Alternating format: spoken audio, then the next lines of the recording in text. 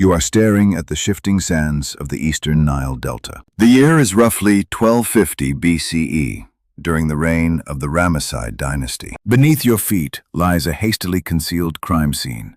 A brutalized human corpse has been buried in the unforgiving desert dirt. The victim is an Egyptian state official. He was an overseer, tasked with extracting extreme physical labor from the Hebrew underclass. His skull is likely fractured, and his lungs have stopped drawing the dry desert air. You were probably taught a highly sanitized, animated musical version of this story as a child. You likely heard a simple morality tale about a noble prince defending a helpless slave who made a tragic, impulsive mistake. That family-friendly narrative completely ignores the chilling forensic reality of a premeditated political assassination. You are not looking at an accidental manslaughter born of sudden passion. You are looking at a highly coordinated, covert kill executed by a member of the royal household. To understand this murder, you must strip away the myth and step inside the psychological profile of the perpetrator. Your investigation begins in the scorching heat of the Goshen construction zones. Moses is walking among the Hebrew laborers, but he is not one of them in the eyes of the law. He is a prince of Egypt, raised in the absolute epicenter of global superpower politics. According to prominent Egyptologists like Dr. James Hoffmeyer, author of Israel and Egypt, a royal prince of this era would have received extensive military and martial arts training. Moses was not a gentle shepherd at this point in his life. He was a lethal, highly educated aristocrat trained in close-quarters combat and strategic warfare. He approaches an active construction site and witnesses an Egyptian taskmaster striking a Hebrew slave. What happens next is a masterclass in ancient covert operations. The ancient biblical text records a chilling, calculated detail about the moments before the murder. Moses looks this way and that way. He sweeps the perimeter. He confirms there are no witnesses in his immediate line of sight. This is the undeniable forensic evidence of premeditation. If this were a crime of pure passion,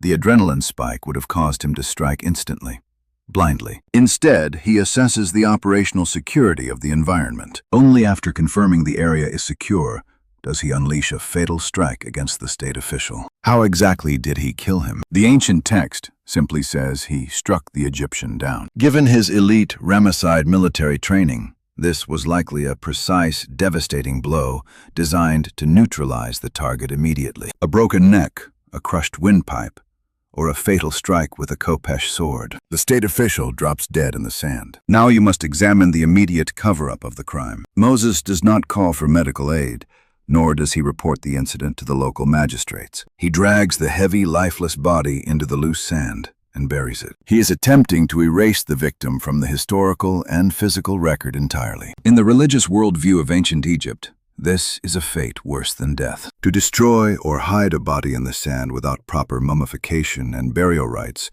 was to deny the victim an afterlife. Moses has not just ended the man's physical life, he has intentionally obliterated his eternity. But this assassination goes far beyond a personal vendetta against a cruel boss. You have to analyze the profound legal and political ramifications of this crime within the ancient Egyptian justice system. In the socio-political framework of the New Kingdom, the entire civilization was governed by Ma'at.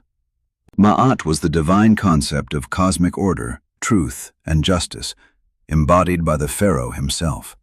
To assault a state official was to directly assault the authority of Pharaoh and the cosmic order of the universe. We know exactly how serious this was, thanks to ancient Ramesside legal documents like the Great Kenbet court records. The Great Kenbet was the High Court of Egypt, presiding over capital crimes and treason. Even minor infractions against state property or officials required a grueling judicial inquiry, extensive witness testimony, and brutal punishments, ranging from beatings to impalement. Moses intentionally bypassed this entire constitutional legal apparatus. As a prince, he had the absolute legal authority to arrest the taskmaster and drag him before the royal courts for excessive brutality. Instead, he chose to act as judge, jury, and executioner in the remote dunes. Why would a prince risk his royal status, his wealth, and his life to commit an extrajudicial assassination? Because this was not a simple rescue mission. This was an act of radical political insurgency. Moses was choosing blood over royalty,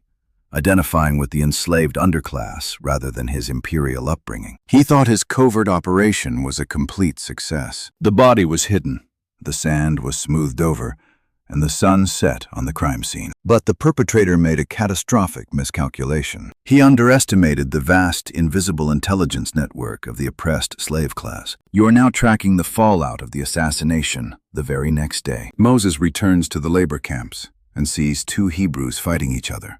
When he attempts to intervene as a peacekeeper, one of the men turns to him with a terrifying question. Who made you a prince and a judge over us? Then comes the payload that shatters the prince's entire reality. Do you mean to kill me as you killed the Egyptian? The cover-up has completely collapsed in less than 24 hours. The man Moses saved yesterday had immediately leaked the secret to the Hebrew underground. In the claustrophobic, paranoid environment of a slave camp, information is the most valuable currency. The word of the dead Egyptian is spreading like wildfire through the mud brick huts of Goshen. Moses experiences a sudden, freezing spike of absolute terror. He realizes that if the slaves know, it is only a matter of time before the Royal Intelligence Network finds out. And indeed, the intelligence reaches the throne room. Pharaoh hears of the matter, and the royal decree is absolute. Moses must be executed. To the Pharaoh, this is not just a murder charge. This is high treason of the worst possible kind. A member of the royal family has radicalized, murdered a government official, and aligned himself with a foreign labor force. Moses is suddenly transformed from the Prince of Egypt into the most wanted fugitive in the ancient world. He is forced to flee into the lethal, unforgiving wasteland of the Sinai Peninsula. He abandons his royal titles, his wealth, and his entire identity to escape the long arm of Egyptian justice. The desert where he buried his victim now becomes his own sprawling, desolate prison for the next 40 years. When you strip away the stained glass morality tales, the biblical text reveals a terrifying true crime thriller. It is a story of political radicalization, premeditated murder, and the terrifying weight of a guilty conscience. It shows how a single violent decision can instantly strip a man of his empire and force him into exile. The Egyptian cold case forces you to look at the genesis of a nation's deliverer through the lens of a criminal on the run. You are staring at the shifting sands of the eastern Nile Delta. You are staring at the shifting sands of the eastern Nile Delta.